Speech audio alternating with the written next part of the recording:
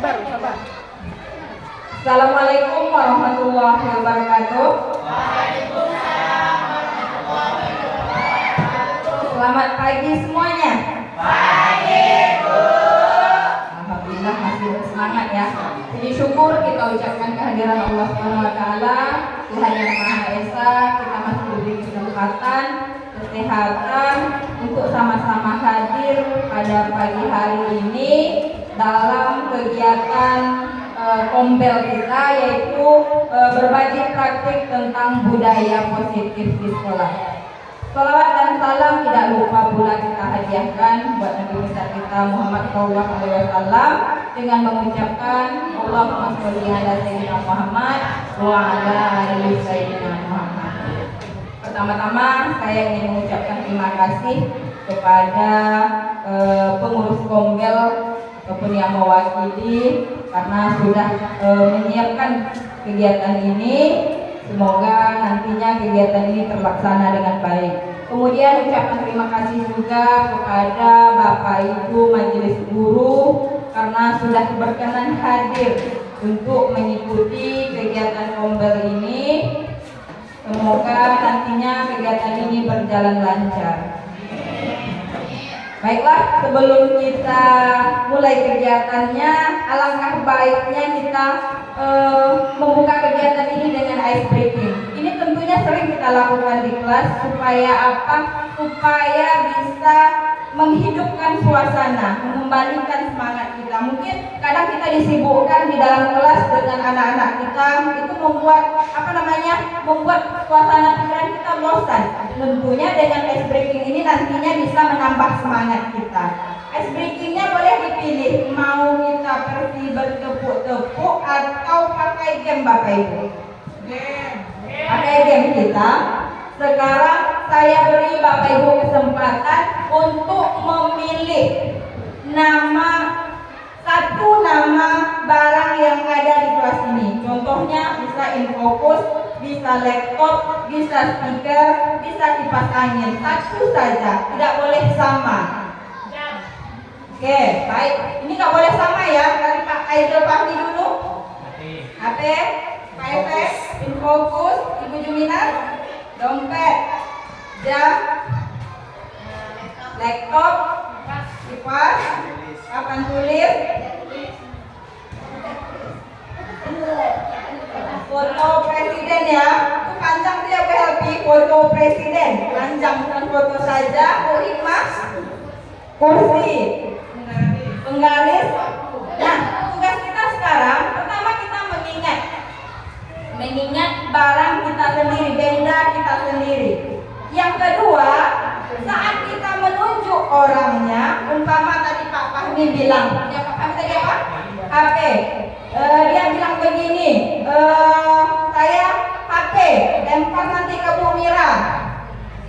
Umpamanya disebutkannya HP, punya Bu Mira tadi apa? Laptop. HP, Bu Mira bilang laptop. Nah, langsung Bu Mira laptop, bilang pula jam dinding. Umpamanya yang merasa jam dinding, sebutkan barang dia, baru sebutkan punya kawannya. Nanti yang tidak menjawab langsung merespon yang ditunjuk. Umpamanya Bu Mira nanti bisa saja sebut kursi. Yang kursi tadi siapa? Bu Hikmah ya. Bu Hikmah langsung respon kursi, foto presiden. Langsung tunjuk ke orangnya langsung. Boleh? Berarti kita boleh berdiri dulu sebentar Bapak Ibu.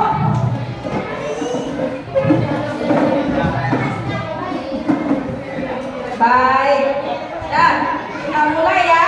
Kita mulai dari saya sendiri dulu. Saya pilih barangnya remote aja ya. Remote tadi belum ada. Oke, saya sebutkan barangnya. Saya remote HP. Jam. Aku dulu HP, jam dinding gitu. Baik ya. Saya ulangi aja saya sambil mengingat infocus. Baik. Remote infocus.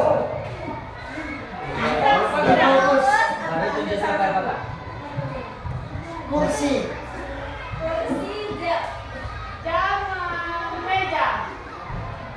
Meja? Ada yang meja? Tadi bukan nih. Ini berarti masih contoh ya. sudah kalah salah satunya. Oke Bu Mes, kita langsung respon Bu Mes. Saat kita orang menyebutkan salah satunya, nanti kita harus langsung respon ya. Baik, saya ulangi. Remote dompet. Jam. HP, papan tulis, meja. Remote kursi. Fokus tas.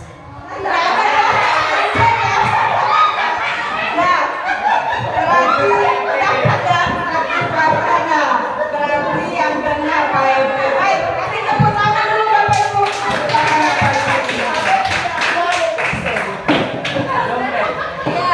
Ya kalau sudah salah punya PP itu sudah salah dia, sudah tidak mengikuti aturan. Baiklah Bapak Ibu, sengaja kegiatan ini kita laksanakan. Adapun perkenalkan dulu, saya Iti Hidayati. Saya rasa Bapak Ibu guru sudah kenal semua. Asal sekolah dari sekolah kita yaitu SDS 3 Hati Pepenuhan Hulu. Saya ini merupakan calon guru penggerak angkatan 11 Kabupaten Rokan Hulu. Adapun tujuan saya melaksanakan kegiatan ini yaitu tentang berbagi kasih baik, yaitu budaya positif yang ada di sekolah.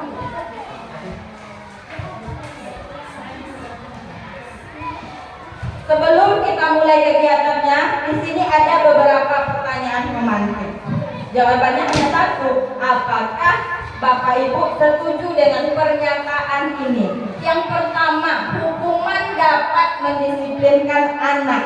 Karena kita sering memberi hukuman terhadap anak-anak kita. Apakah Bapak Ibu merasa itu bisa mendisiplinkan anak kita? Bisa tidak?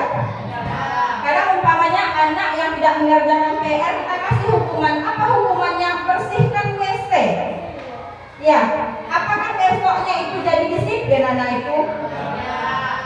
Ya, sebagian bilang tidak, tapi ada yang bilang iya. Memang besok mereka mengerjakan, tapi atas dasar apa mereka melakukan? Takut dihukum. Yang kedua, pemberian hukuman dengan hal positif seperti membaca atau membersihkan halaman sekolah dapat meningkatkan disiplin anak. Kadang ada hukuman ini berbentuk memang membersihkan halaman, membersihkan WC. Kadang ada yang kita suruh, kamu tidak mengerjakan PR tentang materi ini. Kali ini kamu baca ini sampai 1000 kali. Menghukum nggak itu namanya? Pastinya menghukum. Tetap kategorinya adalah menghukum. Kemudian yang ketiga, memberi penghargaan dapat meningkatkan motivasi belajar anak. Kalau dipikir-pikir ini memang betul, tapi atas dasar apa mereka melakukan? Ada mengharapkan imbalan atau penghargaan. Dia memang bersemangat, besok saya akan melakukannya, saya akan buat PR, karena besok saya pasti dikasih jajanan sama ibu guru. Ada dasar lain, bukan dari dalam diri sendiri, bukan karena mereka ingin pintar, tapi karena mengharap suatu imbalan. Kemudian yang keempat, sudahkah kita mengetahui segitiga restitusi? Mungkin sebagian pernah mendengar, cuma kadang belum dipakai itu kita. Segitiga restitusi ini kita tidak pernah menghukum anak di situ. Kita mencari solusi. Setelah mencari solusi, barulah kita memberikannya konsekuensinya bersama, menyetujuinya. Dari mana? Dari anak itu sendiri. Bukan kita yang memerintahkan, tapi anak tersebut yang memberi pilihan. Selanjutnya di sini tentang perubahan paradigma belajar. Ki Hajar Dewantara mengatakan pendidikan itu sesuai dengan kodrat alam dan kodrat zaman. 4 perubahan paradigma belajar yang muncul melalui kebijakan Merdeka Belajar. Yang pertama, berpusat kepada kepentingan murid. Yang kedua, sistem pendidikan nasional tidak berjalan sendiri. Yang ketiga, pemanfaatan teknologi. Yang keempat, mengubah mindset birokrat. Kadang kita temui di dalam kelas, saya dulu mungkin juga pernah merasakan hal seperti itu. Saya pernah memaksakan anak Memang dia mungkin tidak bisa di pembelajaran matematika. Saya selalu memaksanya, saya selalu memberi cara. Nah, perkalian kamu rendah, kamu harus pulang, kamu harus menghafalnya, kamu harus ikut les. Berbagai cara saya lakukan. Tapi dapat saya kesimpulannya, anak yang tidak bisa matematika itu tidak bisa dipaksakan. Anak tersebut pasti punya kemampuan di bidang lain. Karena kodrat apa yang dikatakan filosofi Ki Hajar Dewantara ini, benih yang kita tumbuh jagung tidak akan pernah tumbuh menjadi padi. Benar tidak? Benar. Jagung kita tanam, yang tumbuh nanti pasti jagung. Kita hanya bisa menuntun. Menuntun itu yang bagaimana? Kita maunya jagung itu tumbuh seperti apa? Tumbuh suburkah? Hidup enggan mati tak maukah? Atau buahnya lebat? Di sini tugas kita. Berarti tugas kita adalah membersihkannya, memberi pupuk serta merawatnya hingga dia tumbuh besar. Kemudian selanjutnya ada pun topik yang akan kita bahas dalam kegiatan itu ini ada 6 topik. Yang pertama disiplin positif dan nilai-nilai kebajikan universal. Yang kedua teori motivasi, hukuman dan konsekuensi restitusi. Yang ketiga keyakinan kelas. Keempat kebutuhan dasar manusia. Kelima restitusi 5 posisi kontrol. Sedangkan yang keenam restitusi segitiga restitusi. Kita masuk yang pertama, yaitu disiplin positif dan nilai kebajikan universal. Disiplin positif adalah cara menerapkan pendisiplinan yang bertujuan untuk menumbuhkan kesadaran serta memberdayakan anak untuk mandiri. Disiplin positif dilakukan supaya anak melakukan sesuatu bukan karena dia ditakut-takuti dengan hukuman, ancaman, atau karena dijanjikan sogokan atau hadiah. Berarti mereka melakukan sesuatu itu atas kesadaran diri sendiri. Saya ingin belajar, saya ingin mendapatkan nilai, bukan karena saya takut dihukum ibu guru, disuruh mencuci WC, bukan karena takut disuruh menyapu halaman, atau diiming-imingkan besok dikasih jajanan. Berarti sudah mengharapkan sesuatu. Selanjutnya, cara menerapkan budaya positif. Yang pertama, membentuk lingkungan kelas yang mendukung terciptanya budaya disiplin positif. Kemudian, membuat kesepakatan kelas.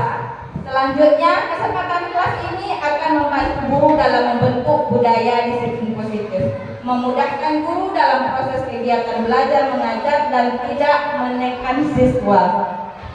Selanjutnya, membantu siswa dalam mengeksplorasi kemampuannya dalam komunikasi. Inilah beberapa cara untuk menerapkan budaya positif di lingkungan sekolah kita. Disiplin positif dapat mewujudkan budaya positif di sekolah. Dengan adanya budaya positif, siswa dapat menerapkan nilai-nilai kebajikan universal di sekolah dan dimanapun.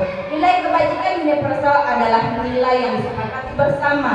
Nilai tersebut antara lain keadilan, keselamatan, tanggung jawab, kejujuran, kasih sayang, percaya diri, rajin, dan lainnya. Disiplin positif dapat menumbuhkan karakter positif dari diri siswa. Ada contohnya di sini yang disebut dengan kebajikan universal tadi. Kadang kita mengira memakai helm itu adalah karena takut dengan polisi. Padahal kita tidak sadar salah satu fungsi helm itu adalah menghindari kita dari kecelakaan. Karena helm itu adalah safety saat berkendaraan. Kita mengira hanya karena takut ditilang polisi. Padahal itu gunanya adalah untuk keselamatan diri kita sendiri. Nah, itu tadi tentang disiplin positif. Kemudian masuk kepada teori motivasi, hukuman dan konsekuensi serta restitusi. 3 motivasi perilaku manusia. Yang pertama, untuk menghindari ketidaknyamanan atau hukuman.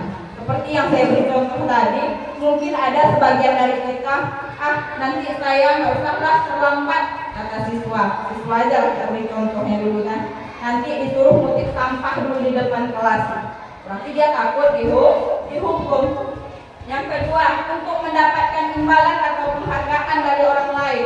Ada anak-anak kadang berpikir, saya ngutip sampah saja hari ini supaya apa?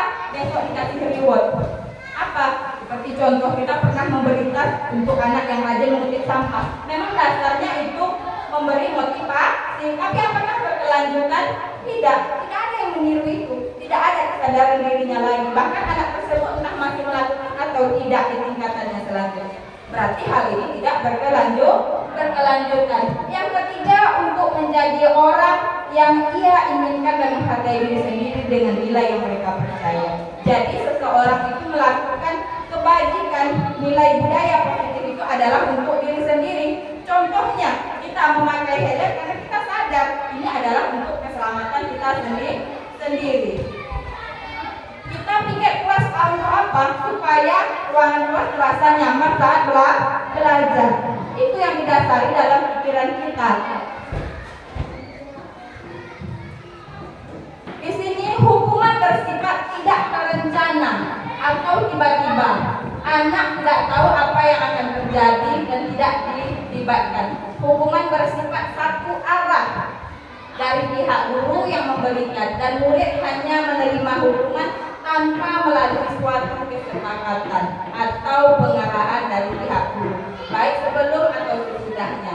Hukuman yang diberikan bisa berupa fisik, psikis, murid disakiti oleh suatu perbuatan atau kata-kata. Banyak jenis menghukum ini, ada yang dengan kata-kata, ada yang langsung dengan perbuatan. Kadang kita selalu memberi hukuman kepada anak, kita tidak pernah menanyakan apakah dia bersedia menjalani hukuman yang kita berikan. Kamu hari ini tidak mengerjakan PR, kamu berdiri di depan kelas, angkat kakimu.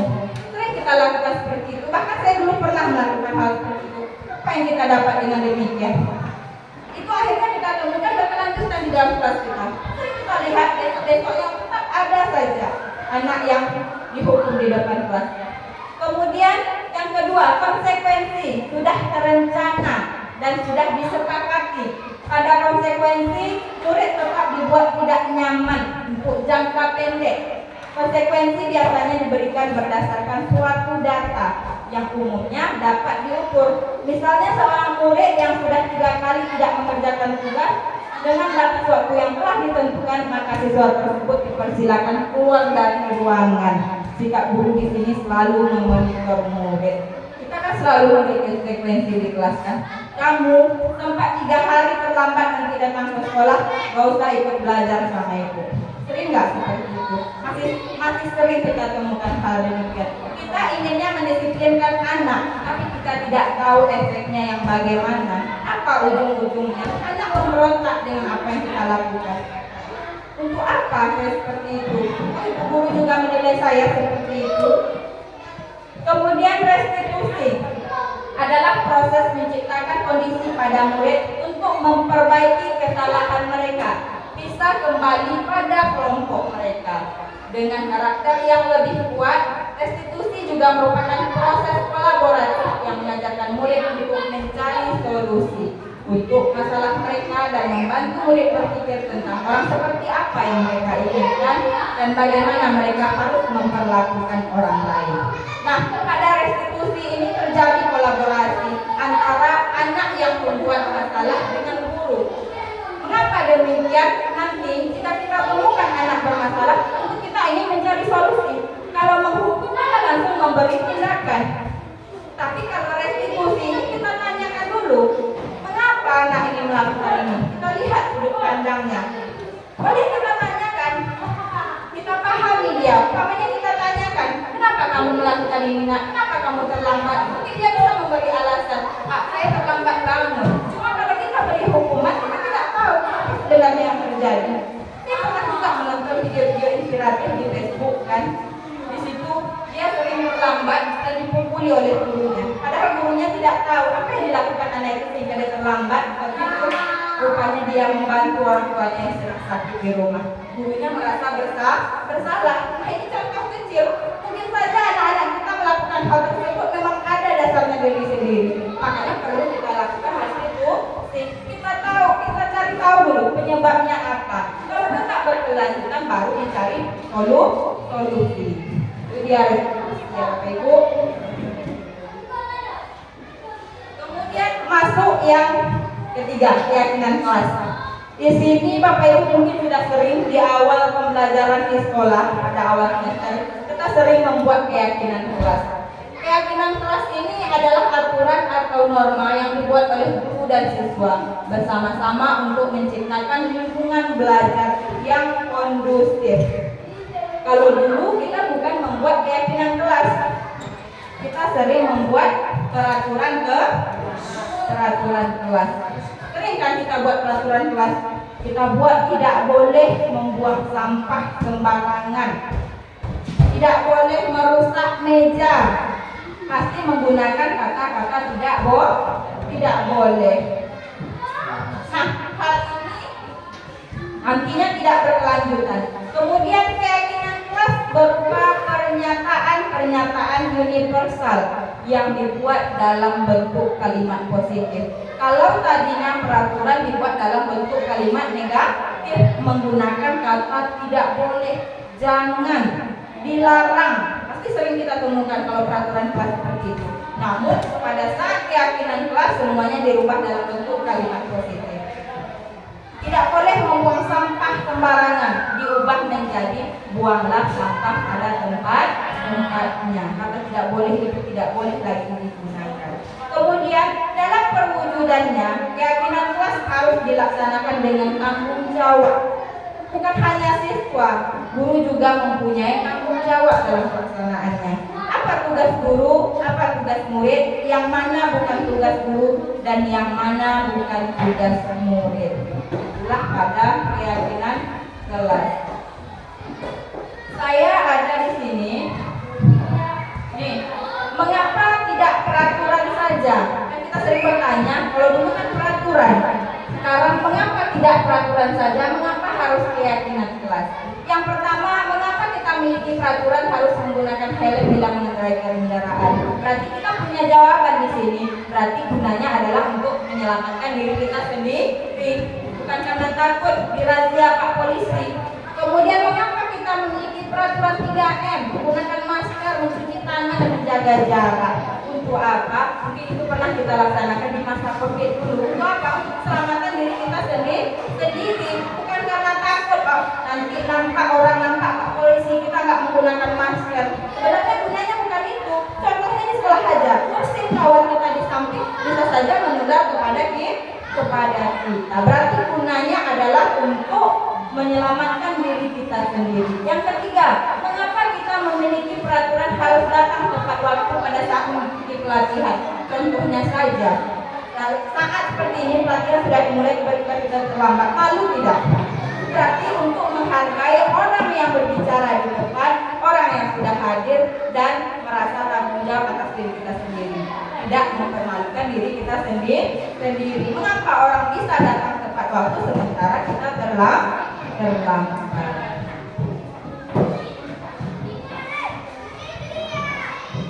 Nah, di sini ada dua kelompok. Yang pertama kelompok peraturan, yang kedua kelompok keyakinan kelas. Pada peraturan ini selalu kembalikan buku ke tempatnya. Ini contoh peraturan ini. Karena kita buat di perpustakaan, selalu kembalikan buku ke tempatnya. Keyakinan kelasnya di situ adalah tanggung jawab. Saat kita baca di situ tanggung jawab, berarti kita harus mengembalikan buku ke tempat yang sudah kita ambil setelah kita baca. Kemudian dilarang mengganggu orang lain. Secara tidak langsung kita tahu bahwa tidak mengganggu orang lain itu adalah cara kita menghormati atau menghargai orang lain. Kemudian hadir di sekolah 15 menit sebelum pembelajaran dimulai. Untuk apa gunanya? Gunanya di sini adalah menghormati orang lain dan berkomitmen saya harus datang tepat waktu. Kemudian dilarang melakukan kekerasan. Keyakinannya di sini adalah keselamatan, menghormati orang lain. Kalau kita sudah melakukan kekerasan, terus tentu tidak menyelamatkan orang lain, bukan? Pasti sudah ada nanti korban yang terluka. Kemudian secara tidak langsung kita tidak menghormati atau menghargai orang lain. Kemudian dilarang menggunakan narkoba. Gunanya apa? Nggak ada fungsinya untuk orang lain. Untuk polisi juga orang menggunakan. Gunanya apa? Supaya kita sehat. Kita sudah tahu bahaya dari penggunaan narkoba. Kemudian pergantian atau menunggu giliran. Coba saja, kalau kita dalam suasana antri, tiba-tiba kita menerobos depan orang, apakah kita menghormati orang lain, kita tidak tahu berapa lama dia menunggu. Tiba-tiba kita memaksa masuk. Berarti secara tidak langsung kita tidak menghormati orang lain dan tidak ada rasa sabar dalam diri kita. Kita tidak tahu kita terlambat, jadi harus mengambil urutan dari terakhir. Kemudian gunakan masker. Gunanya di sini adalah untuk keselamatan kita, bukan untuk orang lain, bukan supaya terlihat nanti biar terlihat rapi, biar terlihat bersih. Atau takut nanti nampak pihak rumah sakit atau musim COVID dulu. Itu gunanya untuk kesehatan kita sendiri, bukan untuk orang lain. Kemudian jangan berlari di kelas atau koridor. Karena kita sering berlari. Gunanya apa? Kalau berlari, kalau nggak nabrak orang, dia sendiri yang terjatuh. Nanti di sini nilai keselamatannya sudah tidak terjaga. Di sini saya punya contoh Bapak Ibu, mungkin Bapak Ibu sebagian juga sudah menerapkannya di kelas, yaitu contoh cara pembuatan keyakinan kelas.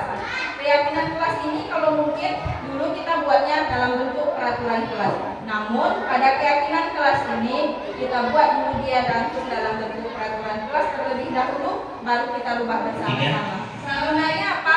Supaya mereka paham bahwa keyakinan kelas ini dasarnya dari kalimat negatif dulu, tidak boleh, apabila disempurnakan menjadi suatu kalimat positif. Kita lihat bersama-sama ya Bapak Ibu.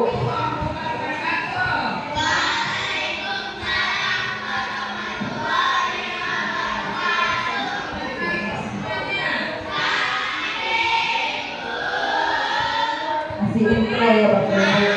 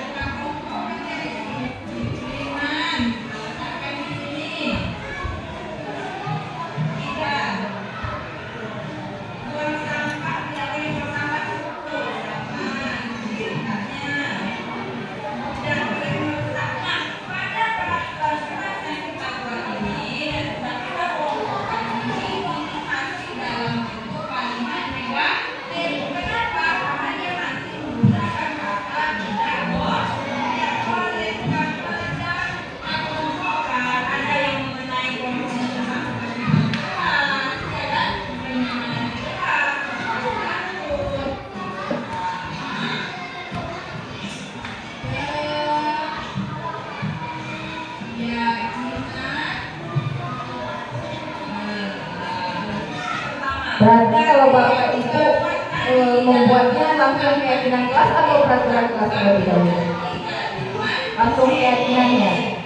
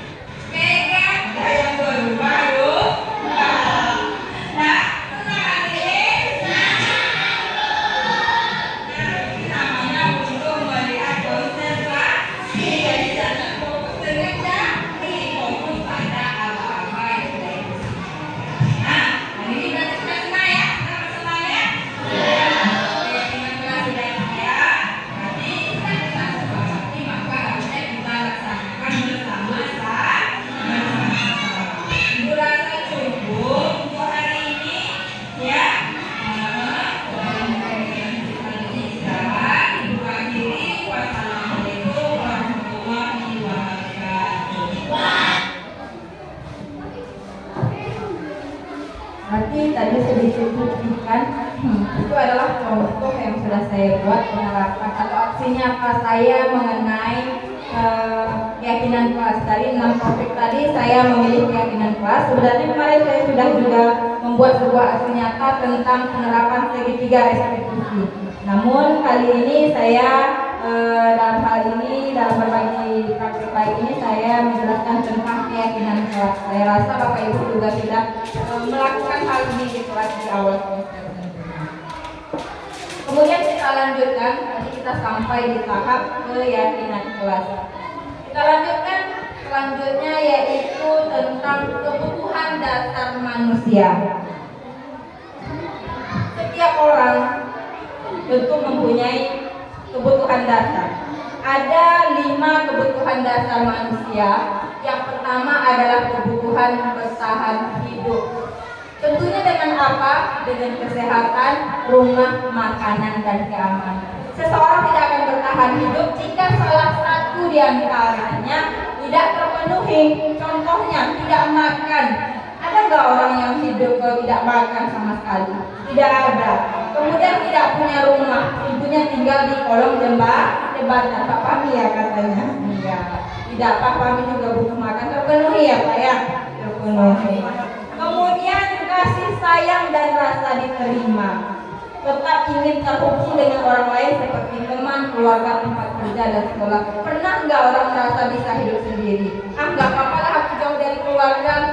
Atau nggak apa-apa lah aku nggak punya teman. Pasti tidak pernah orang seperti itu. Kita ini adalah makhluk sosial. Tentunya Bu Helpi tidak ya Bu Helpi. Bu Helpi juga makhluk sosial. Kita membutuhkan orang lain. Kita tidak bisa hidup sendiri. Kita punya uang sendiri tapi juga tidak bisa hidup sendiri.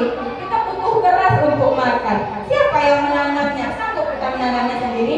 Tidak. Kita boleh membelinya dari orang lain. Kemudian penguasaan, merasa berkompeten, diakui pencapaiannya, didengarkan. Kadang orang ada mencapai sesuatu, umpamanya saya juara loh di sana. Kadang dia butuh diakui. Apa cara kita mengakuinya? Dengan memujinya. Jadi selamat ya, itu sudah membuat dia senang. Coba saja umpamanya ada kawan kita, umpamanya lulus dia atau dapat juara 1 dia lomba menyanyi. Datang ke sekolah kita cuek-cuek saja. Berarti di mana ada satu kebutuhan yang tidak terpenuhi di situ, yaitu penguasaan. Dia tidak seperti diakui, saya juara loh. Cukup dengan kita sebutkan selamat ya kamu sudah juara. Berarti kita sudah memenuhi suatu kebutuhannya. Kemudian kebebasan, kesempatan membuat pilihan dan bertanggung jawab atas pilihannya. Kadang kita sering melihat anak-anak, ibu itu belajarnya gitu-gitu aja, kami disuruh terus di dalam kelas. Tapi dia sekali-kali butuh suasana di luar, dia butuh bebas. Atau ibu itu nggak boleh kami main ini bu, nggak boleh main itu. Tapi dia butuh kebebasan, boleh bermain. Saat bermain silakan bermain. Makanya contohnya kemarin ada salah satu guru yang tidak membolehkan mereka bermain guli. Asalkan itu tidak di jam pelajaran, saya rasa itu tidak salah. Silakan mereka bermain. Berarti mereka punya kesibukan, ya kan? Daripada nanti keluyuran entah kemana-mana, baik mereka bermain di depan kelas. Kemudian kesenangan, senang dalam melakukan sesuatu sehingga menimbulkan konsentrasi yang tinggi. Tentunya kita melakukan sesuatu atas dasar senang dulu. Kalau kita tidak senang, berarti kita tidak akan menyukainya dan ada rasa terpaksa untuk melakukannya. Itulah 5 kebutuhan dasar manusia. Di sini ada contoh. Kita jawab sama-sama ya Pak Kiai. Ibu guru bilang aku tidak boleh bersenandung sewaktu mengerjakan tugas. Katanya kelas harus tenang, tidak ada suara. Padahal kan aku suka dan senang bernyanyi. Itu kebutuhan apa kira-kira yang ingin dipenuhinya? Iya, berarti dia senang dengan bernyanyi. Namun ibu guru melarang. Kemudian yang kedua, ibu guru tidak menyapaku hari ini. Padahal aku pakai jepit rambut baru. Kadang ada loh anak-anak itu sengaja mencari perhatian kita. Tiba-tiba kita disalahinya. Ibu, hari ini aku jilbabnya baru loh bu. Kan sering ada anak seperti itu. Berarti ada suatu kebutuhan yang ingin terpenuhinya. Mungkin tidak didapatkannya di lingkungan keluarga. penguasaan. Berarti dia ingin diakui hari itu dia memakai jepit rambut cantik dibuatnya. Kemudian yang ketiga, aku bosan masa belajarnya cuma gitu-gitu aja, dengerin ibu guru aja. Kira-kira kebutuhan apa itu?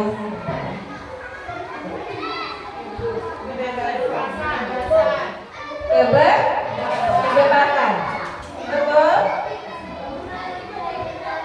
Aku bosan masa belajarnya cuma gitu-gitu aja.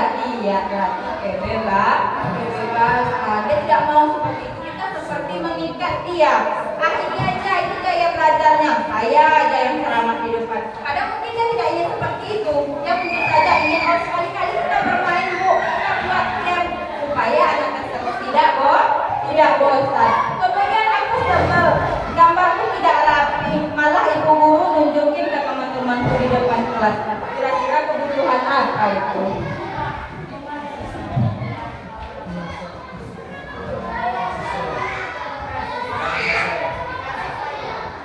Gambarku tidak rapi, malah ibu guru nunjukin ke teman-temanku di depan kelas. Secara tidak langsung dia malu di sini kan? Berarti dia merasa kurang diperhatikan. Inilah tadi contoh dari kebutuhan dasar manusia. Masih bersemangat Bapak Ibu? Masih tentunya ya. Kita lanjutkan dengan yang keempat, kalau tidak salah, restitusi 5 posisi kontrol.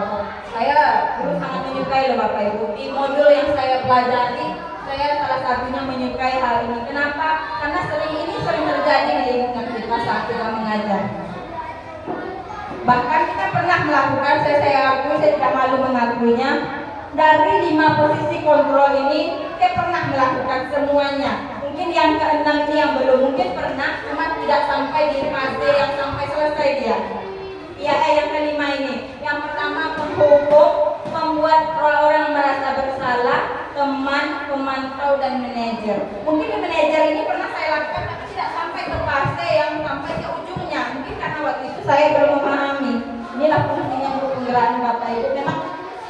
Memang ada kesibukan, tapi banyak ilmunya. Semoga Bapak Ibu nanti termotivasi, karena di sini memang menggali jati diri kita untuk sebagai guru. Penghukum kita sudah tahu, bahkan sering kita lakukan. Kita sering menghukum anak. Contohnya tadi, seperti saya kasih tahu, kita bilang, besok kalau kamu nggak mengerjakan PR, bersihkan WC. Selain kita pernah melakukan, saya juga pernah melakukan saat kita di tingkat sekolah dasar. Dulunya masih belum ada Merdeka Belajar, ya kan? Peraturan datangnya dari guru, bebas mereka mau melakukan apa saja. Dulu bahkan kekerasan masih ada, tapi sekarang ini makanya disebut Merdeka Belajar untuk penyempurnaan proses pembelajaran kita pada saat ini. Nah, pada penghukum ini kita sering mendengar ibu guru sering bilang, kamu hari ini tidak mengerjakan PR, silakan tutup sampah di depan. Mungkin salah satu dari kita pernah melakukan hal ini. Ini yang disebut dengan penghukum. Kemudian membuat orang merasa bersalah. Karena kita udah sampai marah-marah ke murid kita, kan kita bilang, nah kamu gak kasihan ya ibu? Ibu malu loh lihat kamu seperti ini, malu sama guru-guru yang lain. Kamu gak kasihan lihat ibu setiap hari datang ke sini? Ibu ngajari kamu loh, kamu kok gak mau belajar? Ini kalau pada saat posisi membuat orang merasa bersalah ini, dia memang penekatannya gak tinggi, gak ada nada suara tinggi, tapi seperti mengibah. Jadi anak itu memang dia merasa bersalah, cuma dia langsung menunjukkan, masa itu ya kesalahan saya? Kok saya udah menyakiti hati ibu guru saya? Tapi dasarnya bukan dari diri sendiri, karena dia merasa dia sudah melukai hati gurunya. Kemudian posisi teman. Sering kadang di kelas 6 nih, kita sudah menganggap mereka udah kawan kita, ya kan? Kita bilang, kamu kok kayak gini hari ini? Kok terlambat, kok nggak mengerjakan PR? Enggak apa-apa lah, nanti saya bantu nilai kamu. Kalau enggak, nanti saya bilang sama ibu agama tuh, nanti bisanya tuh aman, nilai kamu pasti tinggi, saya bantu. Itu posisi teman. Seolah-olah kita tidak menyalahkan atas kejadian yang terjadi, malah kita memberi solusi yang tidak benar. Kemudian pemantau ini seperti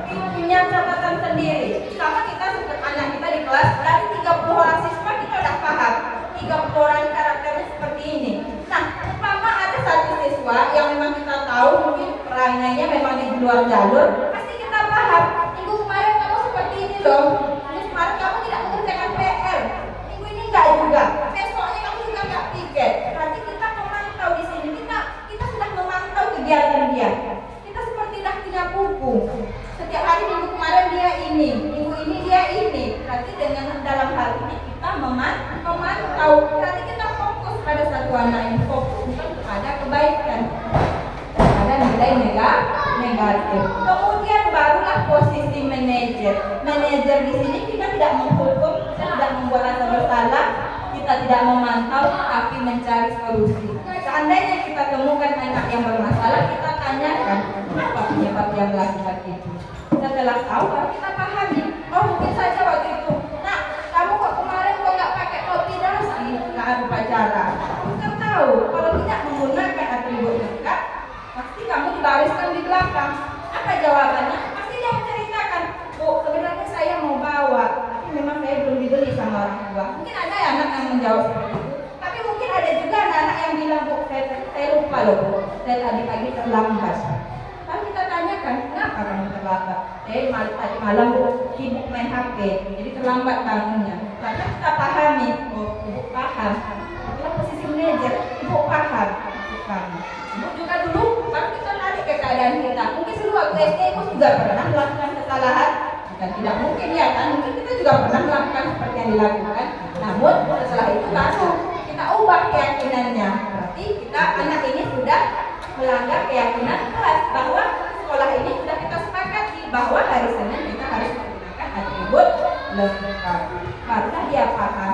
Baru kita tanyakan apa yang harus kamu lakukan selanjutnya. Berarti dia harusnya adalah mengingat dan menyiapkan besoknya harus pakai topi dan dasi.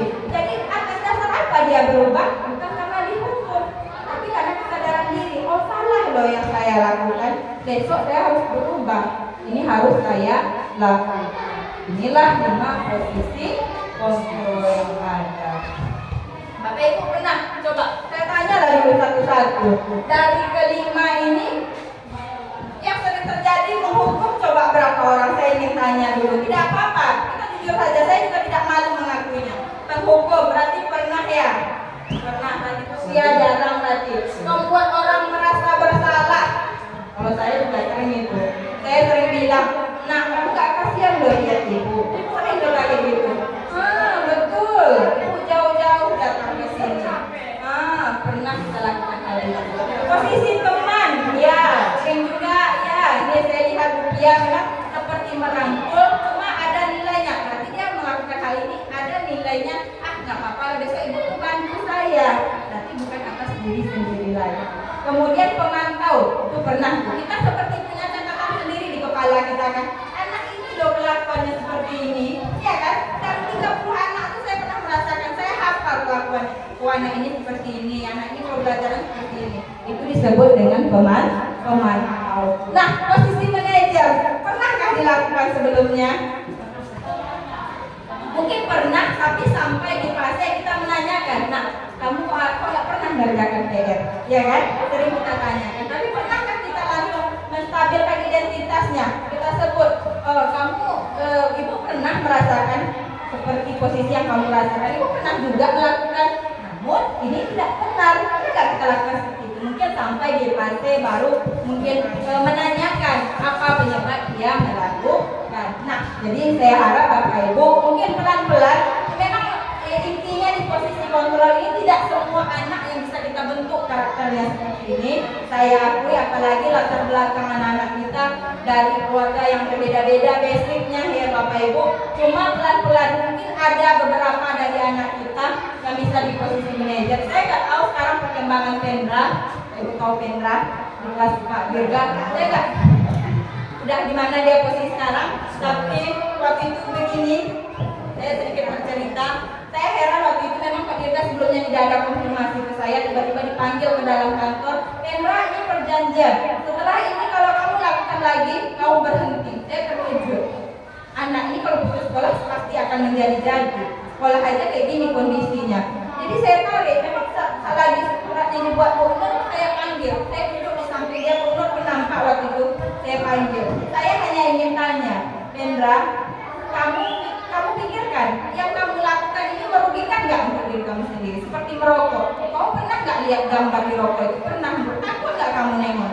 Takut, Bu. Ujungnya merokok itu mati. Saya sampaikan begitu langsung. Jadi dia bilang, kamu jangan berubah karena ayahmu. Jangan, tak perlu mau pikirkan ayahmu tetap seperti itu. Pasti kamu tetap dikasih makan.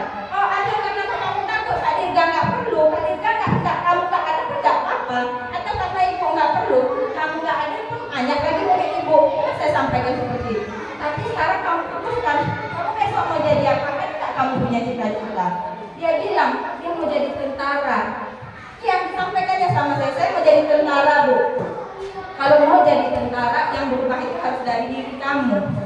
Kamu mau nggak besok? Saya kasih gambaran besok kawan-kawanmu ini, kawan-kawan kelas 4, saat besok dia jadi tentara, jadi polisi, kamu ikut manen di ancam, saya bilang seperti itu. Nggak mau. Jadi beberapa hari kemudian saya bilang ke dia, Hendra, kalau kamu betul-betul mau berubah, saya nggak tahu sekarang perkembangannya minggu ini, tapi kalau minggu kemarin dilaksanakannya, saya tanyakan, kalau kamu mau berubah dari diri kamu sendiri, bukan karena orang lain.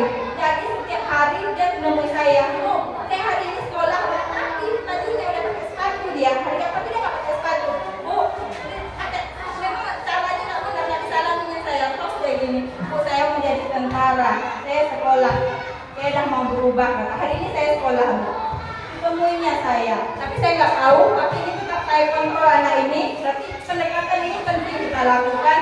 Mungkin tidak semua anak bisa kita lakukan dengan cara seperti ini, tapi beberapa orang pasti bisa. Itu mungkin ya contoh dari saya, Bapak Ibu.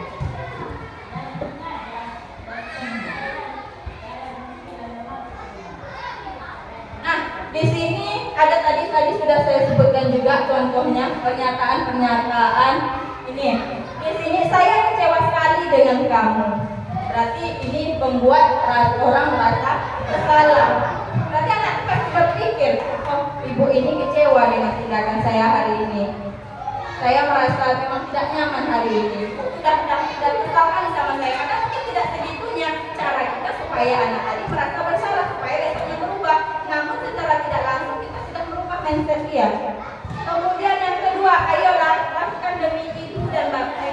Kedua dulu ya, kamu tidak pernah benar melakukannya. Berarti di sini ada sifat menghukum, gitu kan? Kamu pasti dengan nada suara tinggi tentunya. Kalau menghukum kan dia sifatnya memang agak keras nih. Memang tidak langsung ke fisik, tapi kena psikisnya. Kemudian ayolah lakukan demi ibu bapak. Itu yang dari posisi teman. Mungkin yang pernah dilakukan salah satunya. Kemudian apakah kamu mau mendapatkan stiker bintang hari ini? Ini pemantau. Dia nanti bentuknya seperti imbalan. Berarti ada nanti dia melakukan sesuatu itu karena ada sebabnya. Bagaimana kamu bisa menyelesaikan masalah ini? Inilah disebut dengan posisi manajer tadi. Dia sendiri yang mencari solusi untuk menyelesaikan masalahnya tadi. Umpamanya dia sudah mengganggu temannya, apa yang bisa dilakukan? Atau dia merusak barang temannya. Kayak kemarin pernah juga kelas 6 dicopotnya resleting tas kawannya. Jadi apa solusinya? Dia memilih, nanti saya bawa tasnya pulang, Bu, saya bawa ke tukang jahit katanya. Berarti dia mencari solusinya sendiri, bukan kita yang meminta, tapi dia yang mencari sendiri. Kemudian Bapak Ibu, di sini ada sedikit pertanyaan pemantik. Dari 5 posisi kontrol, posisi mana yang dilakukan guru? Berarti dari yang 5 tadi sebaiknya posisi yang kita lakukan adalah posisi manajer. Pelan-pelan kita mungkin bisa mengarah ke situ. Lakukan posisi sebagai manajer. Di sini ada sedikit cerita ini. Ini ada kasusnya di sebuah sekolah. Ini kejadiannya, ini bisa Bapak Ibu lihat juga. Di Pak Joko ini wali kelasnya. Tiba-tiba si Mario sama Adi ini di kantin, dia sibuk bermain lempar-lemparan makanan. Seperti itulah kisahnya. Sibuk bermain lempar-lemparan makanan dan tidak sengaja kena ke muka Ibu Dina namanya. Nah, boleh Bapak Ibu baca dulu.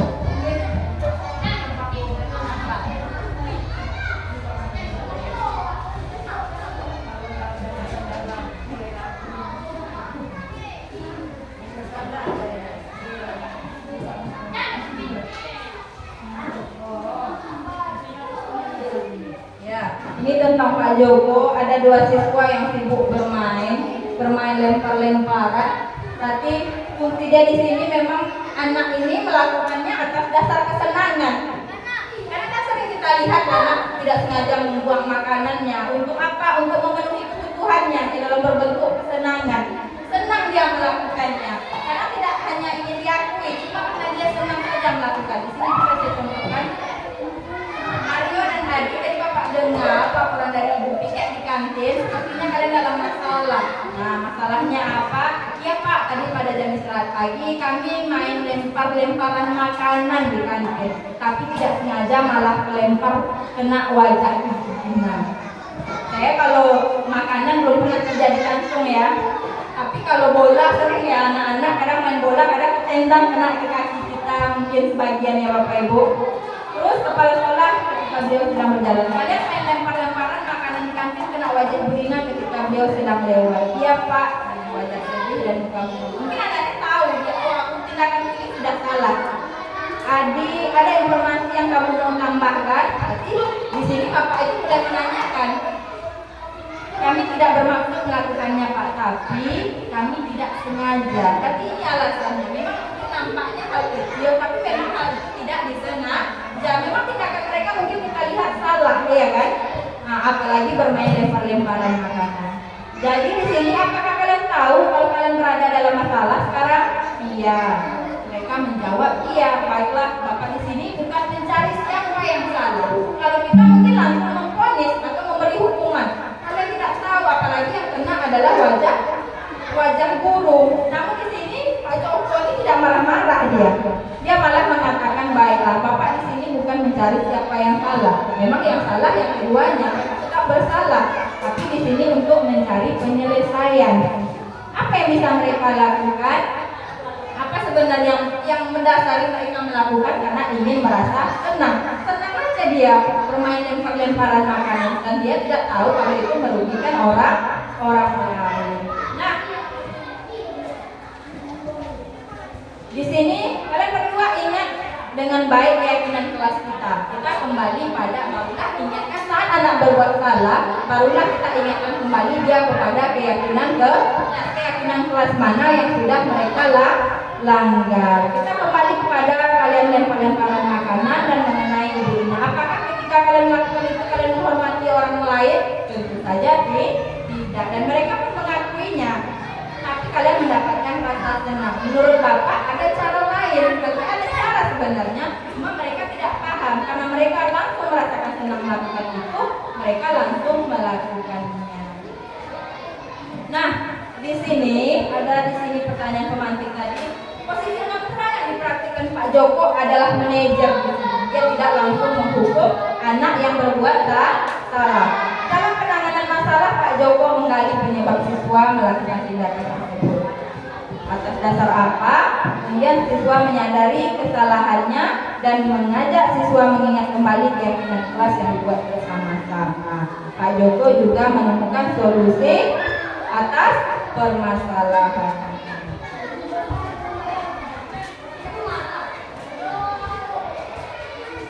Kemudian dari cerita wacana tadi, kebutuhan apa yang berusaha dipenuhi oleh Mario dan Adi? Kesenangan. Karena dia merasa senang bermain lempar-lemparan dengan kawannya, makanya lempar itu makanan.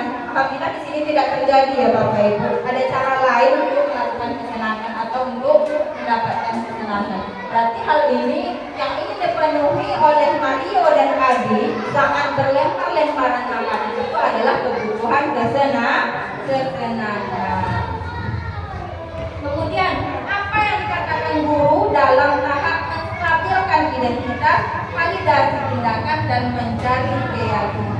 Pada saat menstabilkan identitas, tadi Pak Joko mengatakan Bapak di sini tidak mencari siapa yang salah. Jadi kita sebutkan saja. Kita di sini mencari solusi.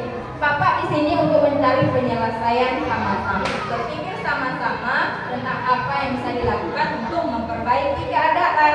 Kemudian validasi tindakan. Ya, Bapak bisa lihat kalian senang melakukannya. Jadi seolah-olah pada validasi tindakan ini kita memaklumi anak melakukan itu. Kita akan memahami walaupun tindakan mereka sudah salah. Kemudian mencari keyakinan.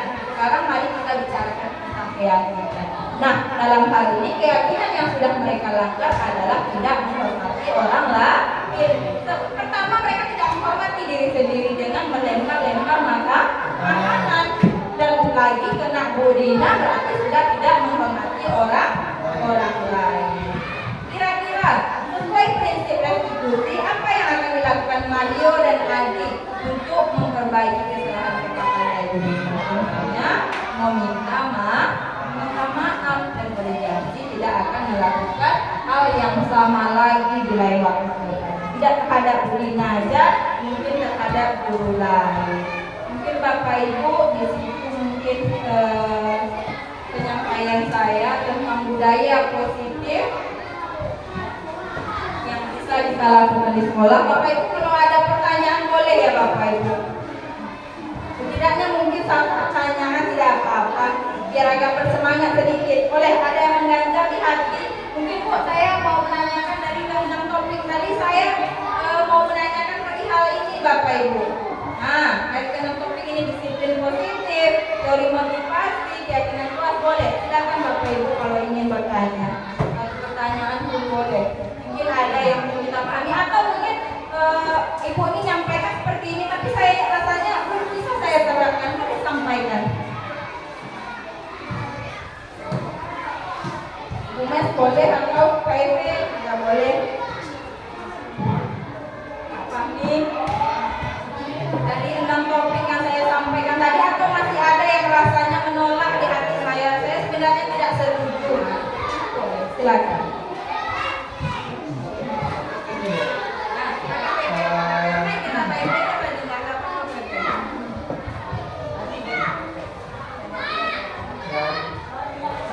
Terima kasih atas penjelasan Ibu tentang budaya positif. Saya sebagai seorang pendidik atau guru SD 3 Hati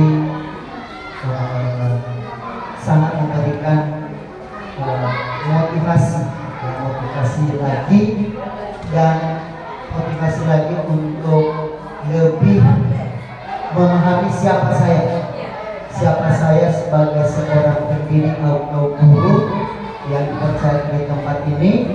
Dan yang kedua, melalui penjelasan Ibu, saya juga terkoreksi dan mengevaluasi diri bahwa yang saya lakukan selama ini sebagai guru di poin pertama tadi sebagai pendukung, dan kebanyakan ada juga poin kedua tadi suka menyalahkan. Dan dalam hal ini saya merasa bahwa saya perlu memperbaiki diri. Yang menjadi pertanyaan bahwa di poin ke-6 ya, restitusi menjadi seorang guru atau pendidik itu bahwa kita harus posisi kita sebagai manajer. Memang proses ini tidak mudah menurut saya. Lalu menjadi pertanyaan adalah langkah apa yang harus saya lakukan atau dilakukan oleh seorang guru sehingga sebagai manajer itu dalam kelas boleh tercapai dan peserta didik pun boleh menerimanya. Jujur saya katakan bahwa dalam hal ini memang saya mengatakan bahwa saya kurang mampu dalam hal itu ya, karena karakter manusianya beda-beda. Karakter seorang ibu itu beda, karakter seorang bapak itu juga berbeda. Ya, hal yang paling sederhana atau mudah untuk kita praktekkan bersama, langkah apa yang bisa ibu yang sudah ibu lakukan dan bisa juga membagikan bagi kami. Terima kasih. Demikian pertanyaan dari saya.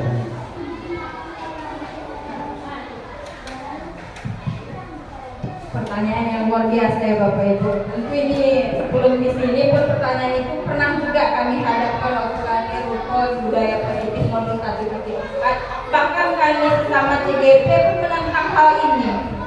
tidak semua anak bisa kita laksanakan proses restitusi, segitiga restitusi ini. Tidak semua anak, apalagi untuk pelaksanaannya pada tingkat anak SMA dan SMK. Dan ini sebenarnya sudah menjadi menjadi wacana juga kemarin, bahkan pada diskusi ini pun kami bahas.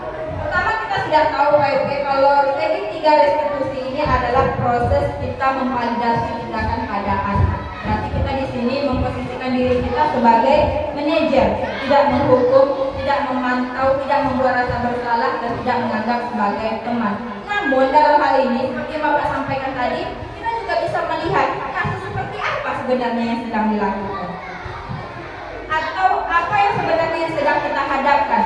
Tapi walaupun umpamanya kita menganggap, oh ini mungkin segitiga restitusi ini misalnya ke kasus-kasus yang ringan, kasus berat enggak. Saya rasa kasus Pendra juga kasus yang begitu berat. Ya, karena di kelas 4 SD dia sudah berani merokok, cabut, pulang sekolah tidak pulang. Memang ini percobaan sama saya, ini langsung Pak saya tangani. Tapi memang saya tidak tahu lanjutannya nanti bagaimana. Tapi alhamdulillah 2 minggu ini masih bisa saya kontrol. Namun dalam hal ini Pak Ibu, dalam segitiga restitusi ini mungkin kita tidak langsung sukses pada tahap pertama. Kita coba mungkin ada anak yang berbuat salah, mungkin tidak mengerjakan PR ya Pak Ibu ya. Contoh simpelnya, dia tidak mengerjakan PR, kita panggil, kita tanyakan, apa sih nak penyebab kamu tidak mengerjakan PR? Jadi nanti dia menjawab, dia malas, dia lupa. Namun kita tanyakan lagi, kita balikkan validasi tindakan di sini kita menyebutkan tidak apa-apa, Bapak paham, itu Bapak juga pernah seperti itu. Namun ada keyakinan kelas yang sudah kita langgar di sini. Apa dia? Seharusnya kita mengerjakan tugas yang diberikan oleh Bapak dan Ibu guru. Lalu kita berikan sama dia apa yang harusnya dilakukan. Nanti kedepannya dia tidak dia tidak akan mengulanginya lagi. Dia akan mengerjakan PR-nya. Namun tidak sukses sampai di situ. Ada beberapa anak yang memang jarang bisa kita kontrol. Besoknya tetap dilakukannya. Kesalahan tadi tetap dilakukan. Sudah beberapa kali kita memberi solusi, namun tetap dilakukan. Barulah kita memberi konsekuensi. Konsekuensi ini datangnya dari mana? Disetujui bersama. Nah, ini kali kedua loh kamu melakukan ini. Bapak harap yang ketiga tidak terjadi ya. Bahkan ketiga kali masih dilakukan, baru tanyakan, kalau kamu melakukan lagi, apa konsekuensi yang kamu ingin? Dia sendiri yang memilih, bukan kita menetapkan. Kalau kita menetapkan berarti kita menghukum. Sama juga. Berarti kalau besok kamu nggak mengerjakan PR lagi, kamu kerjakan 50 soal itu. Berarti kita masih menghukum. Memang bentuknya seperti konsekuensi. Nilainya seperti positif. Kita tidak menyuruh dia membuang sampah, tapi mengerjakan PR. Menurut kita, nggak apa-apa lah. Anak ini nanti bisa lebih pemahamannya. Karena kita suruh dia mengerjakan 50 soal lagi. Namun nilai negatifnya di sini konsekuensinya kita yang menetapkan. Seharusnya mereka yang memilih. Apa nanti konsekuensi yang dipilihnya? Mungkin bisa saja Pak, kalau saya memang tidak melakukannya, umpamanya besok, nanti besok saya siap menerima hukumannya. Mungkin seperti konsekuensinya saya siap kalau Bapak suruh mengerjakan 50 soal lagi, tapi datangnya dari dia sendiri, bukan kita yang memberinya. Berarti memang tidak semua tindakan itu langsung sukses ya PP. Tidak, saya rasa tidak. Apalagi basic anak kita, mereka datang dari keluarga yang berbeda-beda, daerah yang berbeda-beda. Itu sangat sulit, namun pelan-pelan. Nah, pelan ini bisa kita terapkan.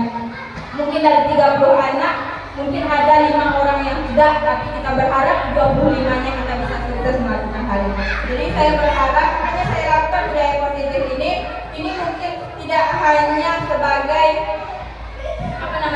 pembuatan video atau tugas saya saja, tapi ini memang ingin saya aplikasikan kepada Bapak Ibu guru supaya kedepannya kita memang terpanggil. Inilah memang fungsinya kita. Kita sudah memilih untuk menjadi seorang guru. Seorang guru kita harus paham tugas dan fungsi kita di sini. Kalau pada Merdeka Belajar ini kita memang dituntut di sini tentang menghamba pada anak berdasarkan filosofi Ki Hajar Dewantara. Memang dulu kami tidak dibahas dalam modul, tapi saya pernah saat elaborasi di sini disampaikan mengapa filosofi Pak Ki Hajar Dewantara ini menyampaikan mengapa dia mengatakan menghamba pada anak. Pada saat itu dia sedang kalau tidak salah berdasarkan elaborasi dia sedang mengambil S2 atau S3 ke luar negeri. Jadi pada saat itu cuaca di sana kan dingin, musim salju. Jadi anaknya bukan orang lain, anaknya sendiri membuat salah. Padahal dia sedang sibuk mengerjakan tugasnya. Kita sering juga, kadang ada beban tugas kita di sekolah, kita bawa ke rumah. Kadang ada anak kita mengganggu kita merasa risih kan. Nah jadi dari kejadian ini saya berpikir, waktu itu dia sibuk mengerjakan tugas S2-nya. Jadi anaknya tadi yang perempuan tadi nangis, terlalu merusuh saat dia mengerjakan tugas. Jadi dia marah, tapi dia tidak memukulkannya, tapi ditaruhnya anaknya keluar dari rumah di depan pintu. Dan cuaca pada saat itu musim salju.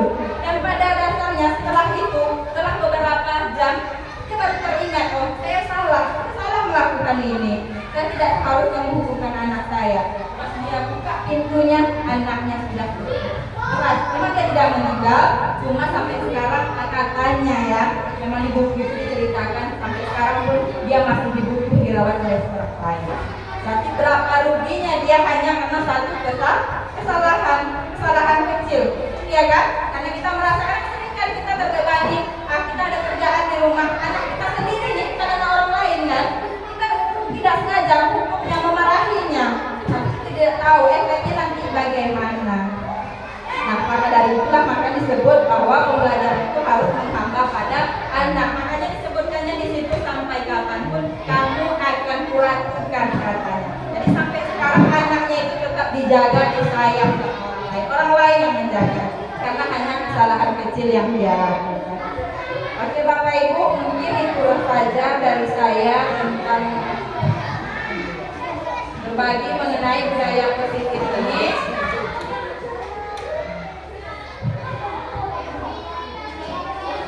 Untuk sebelum kita akhiri, kita speaking dulu lah ya. Tadi kan kita buka dengan speaking juga supaya kita bersemangat. Kalau kali ini bolehlah kita tebak kata atau bernyanyi Bapak Ibu? Bernyanyi, mau nyanyi apa? Siapa yang bisa tepuk semangat? Dang ding gitu. Bisa ya? Apa nih? Boleh pimpin Papa tidak Papa? Ya Bapak Ibu, supaya kita bersemangat mengakhiri kegiatan kita pada hari ini. Semuanya boleh berdiri terlebih dahulu.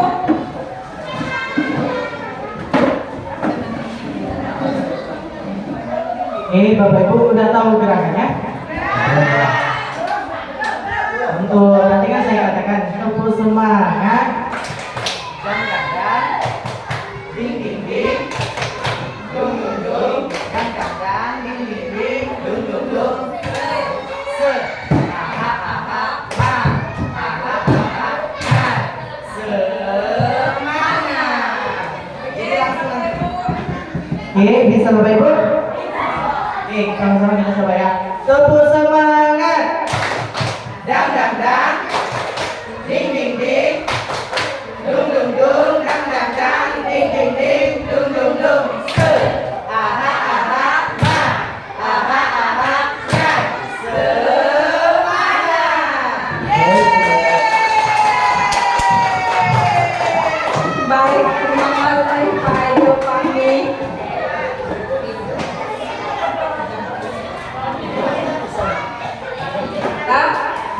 Baik, terima kasih Bapak Ibu, tentunya sangat bersemangat hari ini, sangat terinspirasi. Semoga Bapak Ibu semua terinspirasi dan termotivasi, dan akhirnya nanti kita bisa melakukan refleksi. Tugas kita sebagai guru adalah selalu merefleksi diri. Memang mungkin kita menganggap cara saya sudah benar, tapi kita tidak lupa, kita harus selalu berefleksi. Mungkin di sini kurangnya kemarin ini, seharusnya kedepannya harus saya perbaiki lagi. Oke, saya rasa cukup Bapak Ibu. Bila ada salah dalam penyampaian saya mohon maaf. Mungkin ada kekurangan, mungkin ada juga yang menyinggung hati dan perasaan, saya mohon maaf. Saya akhiri. Wassalamualaikum warahmatullahi wabarakatuh. Waalaikumsalam warahmatullahi wabarakatuh.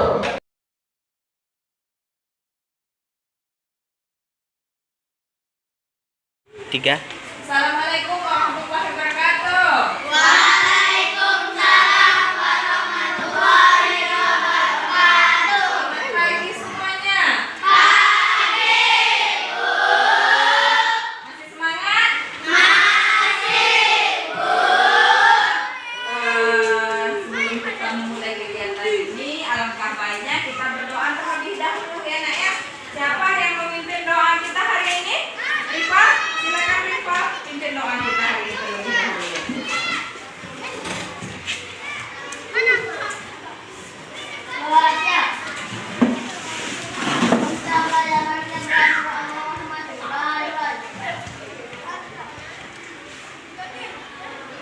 Waalaikumsalam warahmatullahi wabarakatuh dan selamat pagi juga. Iqbal boleh duduk.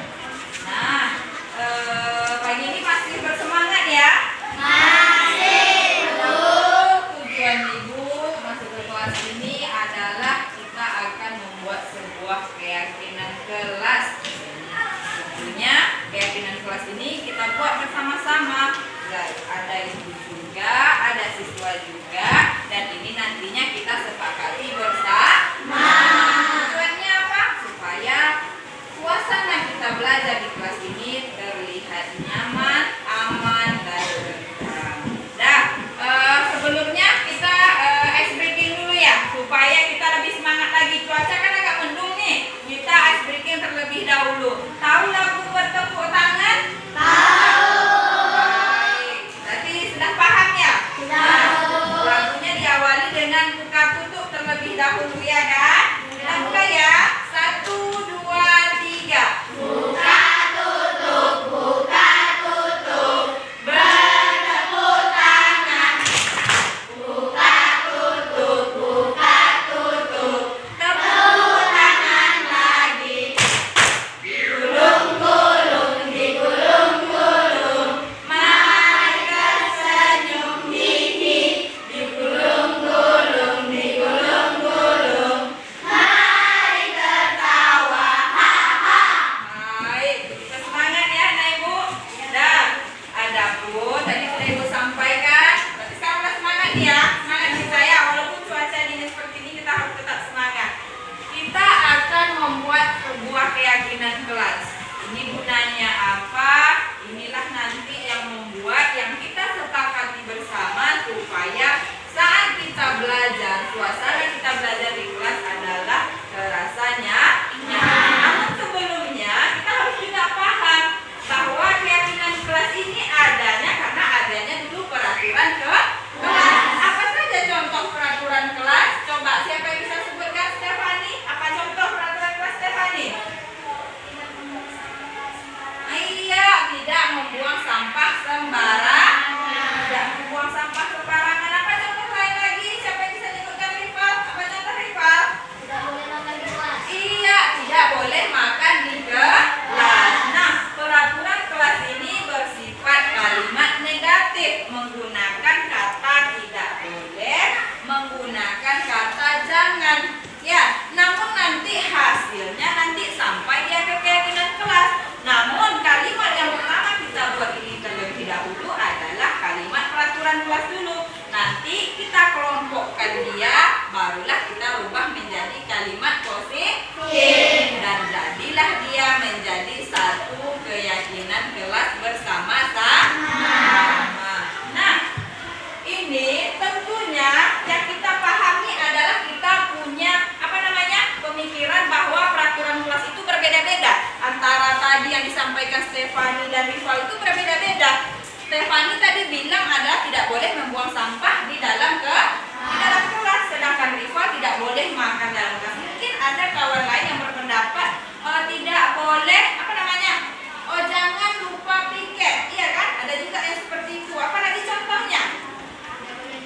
Iya, tidak boleh merusak barang di kelas, tidak boleh ribut di kelas, ya. Jadi bebas, gunakan kata sesuai apa yang kita setujui peraturan di kelas kita ini. Oke, nanti tulis di sini, baru kita kerjakan di depan ya. Yang laki-laki yang warna oranye ya, kalau perempuan nanti warna pink. Ini nanti lihatnya, nulisnya berarti di sini ya. Baik.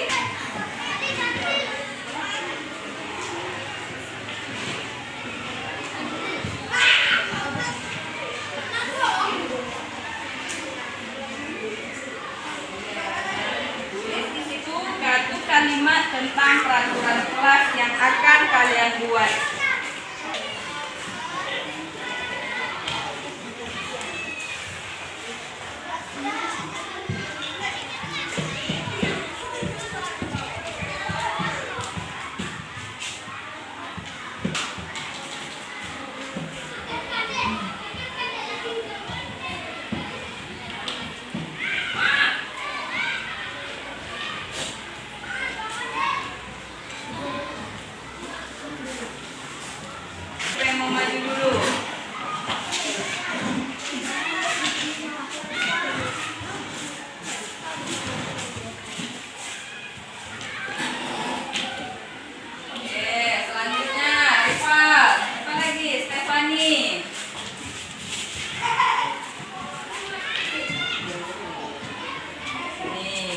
ya. Kita buat di sini biar terlihat rapi dia.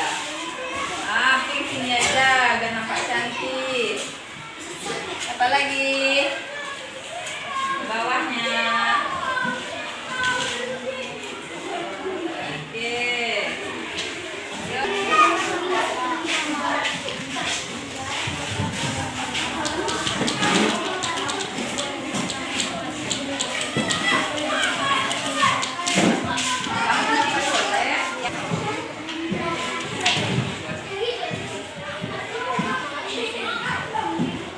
Kumpulkan masih dalam bentuk peraturan ke sekarang mari kita kelompokkan dia. Kelompokkan itu seperti apa? Contohnya tidak boleh datang terlambat. Nah, iya kan? Itu umpama contohnya satu. Ada lagi tidak boleh berpakaian tidak sopan. Berarti itu adalah tentang kedisiplinan. Kita kelompokkan dia sekarang ya. Yang pertama ibu baca dulu, jangan tidur di kelas. Ya. Satu, kita kelompokkan dia di sini dulu. Tidak boleh makan di kelas. Ini juga ketertiban kelas nih kan? Iya kan? Kalau tidur di kelas, makan di kelas ini masih adalah ketertiban di kelas. Nanti dia ini sekelompok. Tidak boleh ribut di kelas. Supaya apa? Supaya tertib juga enggak? Di meja dan kursi pasti rusuh dibuatnya. Ini tentang kebersihan. Jangan membuang sampah di kelas. Berarti ini tentang kebersihan. Kita kelompokkan dia di sini. Jangan ribut di kelas. Berarti tentang ketertiban. Kita taruh di sini. Ada lagi tidak boleh terlambat. Berarti tentang kedisiplinan. Kita letakkan di sini. Tidak buang sampah, tidak boleh buang sampah juga, sama seide nih ya. Tidak boleh membuang sampah juga di sini. Tidak boleh berisik di kelas, tentang ketertiban kelas. Tidak boleh berbicara saat guru, sama di sini letaknya. Tidak boleh merusak. Nah, pada peraturan kelas yang kita buat ini dan sudah kita kelompokkan ini masih dalam bentuk kalimat negatif. Kenapa? Karena dia masih menggunakan kata tidak boleh, kata jangan. Nah, kalau untuk keyakinan kelas itu dia harusnya menggunakan kalimat positif. Berarti apa yang harus kita hilangkan? Kata tidak boleh, kata jangan. Nah, karena tadi kita sudah kelompokkan, ada yang mengenai kelompoknya tentang ketertiban kelas, ya kan? Kenyamanan di kelas, sopan santun, terus tentang kedisiplinan. Sekarang mari kita membuat kesepakatan kelas atau keyakinan kelas. Dan setelah kita buat nanti kita sepakati bersama.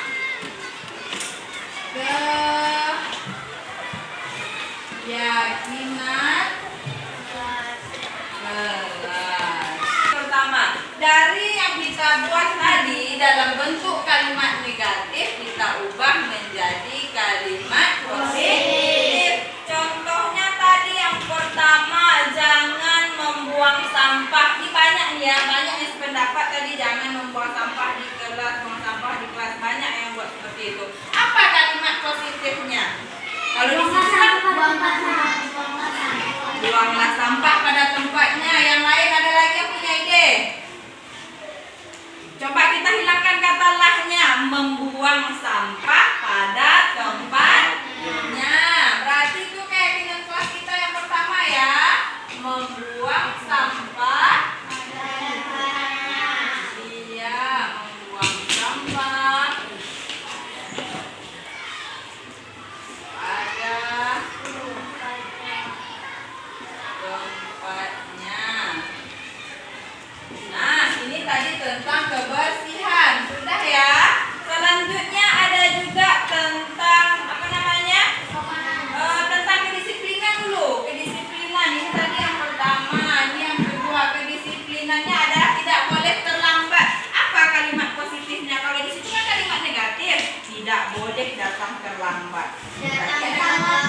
Datang tepat waktu.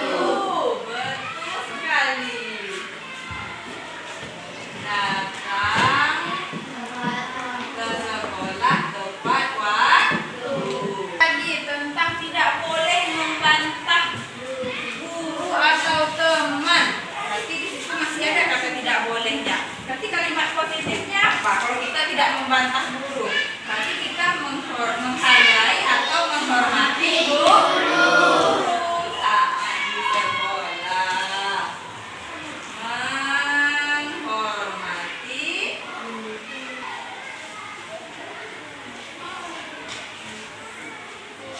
ya. Baru ada. Selanjutnya ada juga di sini tentang ketertiban kelas ya, yang keempat. Jangan berisik di dalam kelas. Ada juga jangan mencuri barang, menjaga fasilitas, tidak boleh merusak. Berarti kalau tidak boleh merusak meja kursi, tidak boleh merusak benda yang ada di dalam kelas itu, kalau dirubah menjadi kalimat positif apa? Menjaga fasilitas kelas.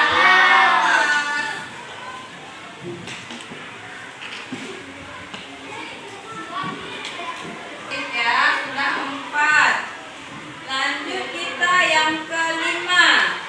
Ada juga di sini tidak boleh merusak, sudah. Ini contohnya satu, tidak boleh berisik di kelas. Berarti maksudnya di sini saat guru mengajar, murid-muridnya tidak boleh berisik. Nah, kita ubah dia menjadi kalimat positif. Apa contohnya? Mendengarkan guru. Iya.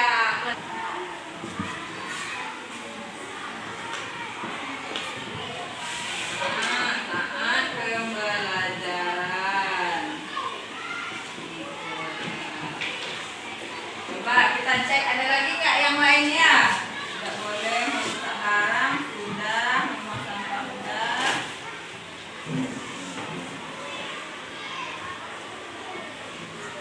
Nah, berarti ini saja ya. Ini saja berarti sudah digolongkan. Yang ke satu sudah, kedua sudah, ketiga sudah. Nah, dari hal ini, inilah 5 keyakinan kelas yang perlu kita sepakati.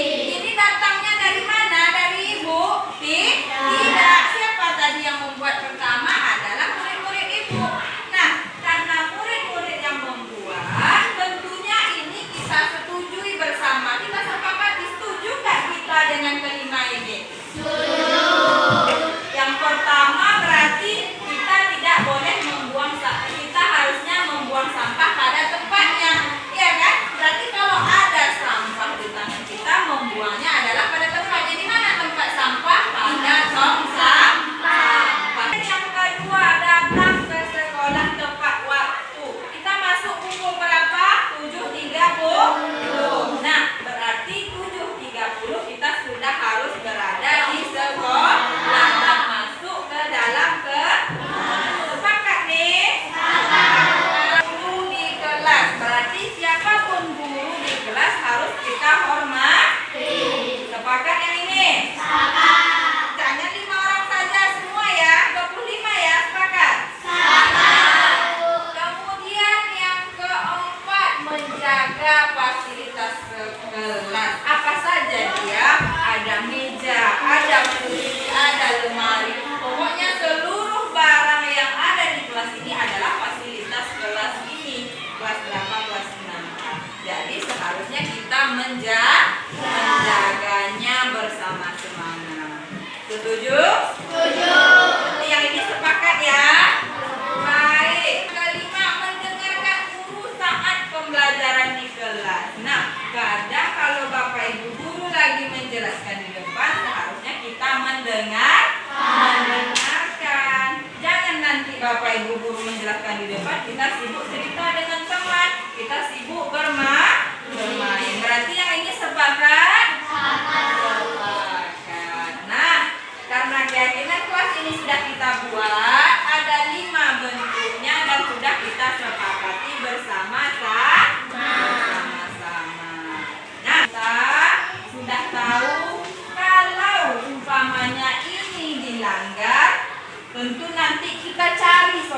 solusinya.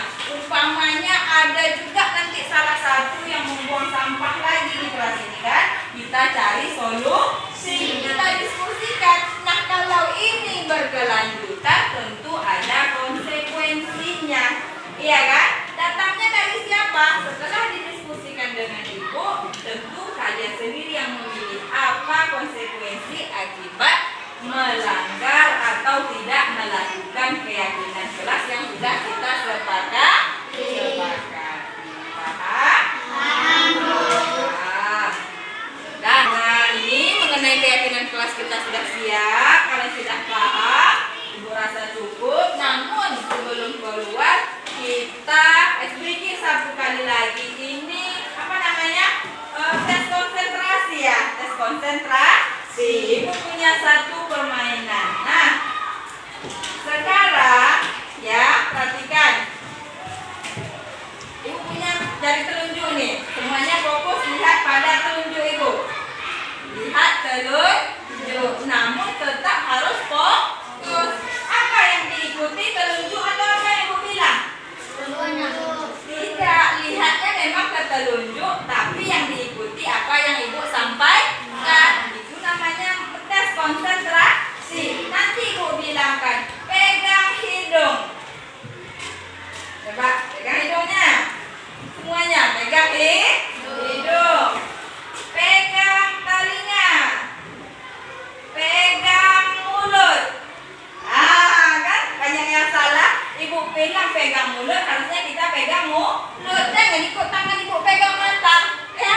Berarti tidak konsentrasi. Memang yang dilihat dari telunjuk, tapi yang diikuti adalah apa yang ibu ucapkan. Tentunya nanti kalau salah apa?